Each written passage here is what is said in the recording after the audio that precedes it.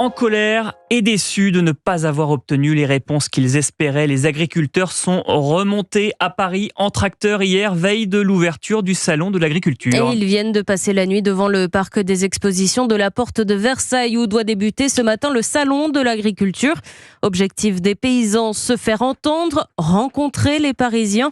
Antoine Bienvaux s'est rendu sur place pour Europe 1 reportage. 17h dans le 15e arrondissement de Paris, top départ pour le cortège. Merci à toutes et tous, bonne marche, soyons fiers de ce qu'on fait. Dans les rues de la capitale, 14 tracteurs ouvrent la voie à la centaine d'agriculteurs qui savourent leur présence à Paris. C'est symbolique, oui, parce que c'est là qu'un peu beaucoup de choses se décident. Les politiques, on sait qui cause et c'est toujours que du baratin et puis il n'y a jamais d'effet.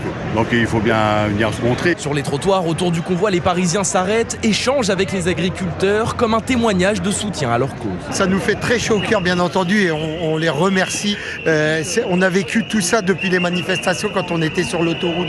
Tout le monde s'y retrouve aujourd'hui dans nos actions. Mais ce qu'attendent plus que tous les agriculteurs, c'est la visite d'Emmanuel Macron pour l'inauguration du salon.